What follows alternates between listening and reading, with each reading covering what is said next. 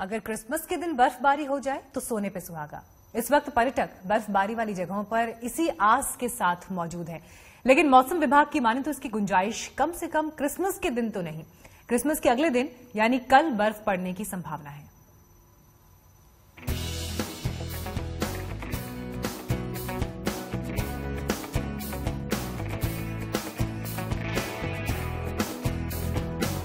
देश और दुनिया में लोग क्रिसमस का जश्न मना रहे हैं।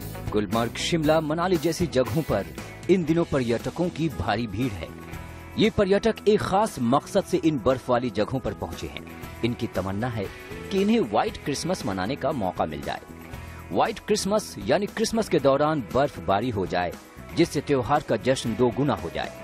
लेकिन मौसम विभाग की माने तो इस बार व्हाइट क्रिसमस की गुंजाइश नहीं है। व्हाइट क्रिसमस का तोहफा तो इस साल नहीं मिलेगा, लेकिन मौसम ठंडा रहेगा, साफ रहेगा और ठंड खूब मिलेगी इस साल, क्योंकि बर्फबारी की संभावना नहीं है, क्योंकि अगले 5 से 7 दिन जो है मौसम ड्राई रहेगा, साफ रहेगा। इससे पहले दिसंबर 2016 में पर्यटकों को शिमला में सफेद क्रिसमस देखने को मिली थी।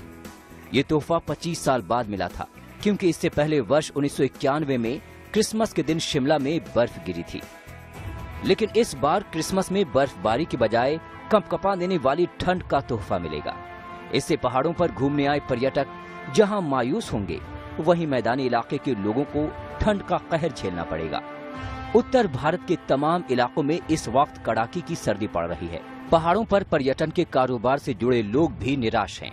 अब सुबह 10 बजे से पहले आप देखो तो टेम्परेचर माइनस में रहता है। दिन के समय अब तो धूप में इतनी गर्मी नहीं है, तो हमारा जैसे कारोबार है, अपना राफ्टिंग वगैरह या पैराग्लाइडिंग कुछ भी एक्टिविटीज है, तो कस्टमर भी थोड़ा सा हिचकिचा रहा है कि पानी में, ठंडे पानी में जाने से कैसे काम करना है।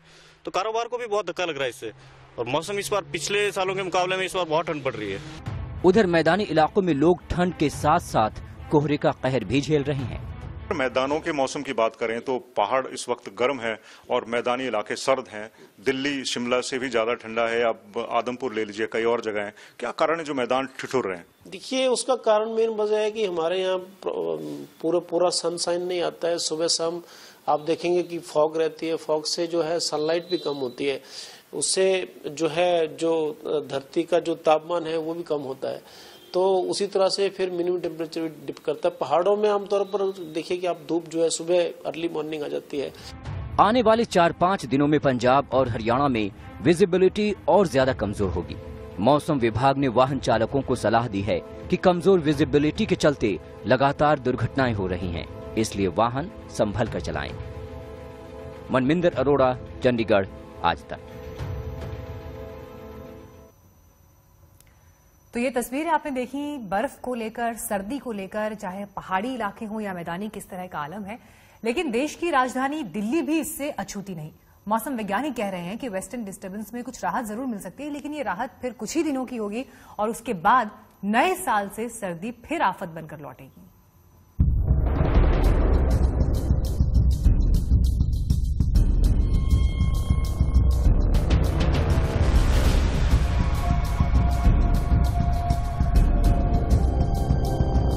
एक तो ठंड में हम लोग ठुठर रहे हैं। तो गरीब आदमी उसके लिए कहाँ जाए बेचारा। अब यही उसका सहारा बेचारा, तो थोड़ी देर हाथ सेक लेता है। ठंड ज्यादा है, इंतजाम कुछ नहीं है।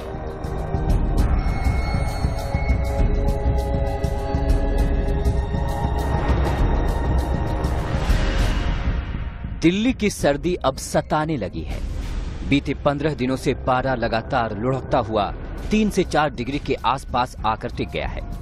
रोजाना धूप निकल जाने की वजह से दिन का तापमान करीब करीब सामान्य रहता है, लेकिन रात और सुबह में ठंड की वजह से कंपकपी छूटने लगती है। आखिर ठंड का ये प्रकोप इस तरह कब तक जारी रहेगा? सुनिए मौसम विभाग की क्या भविष्यवाणी है।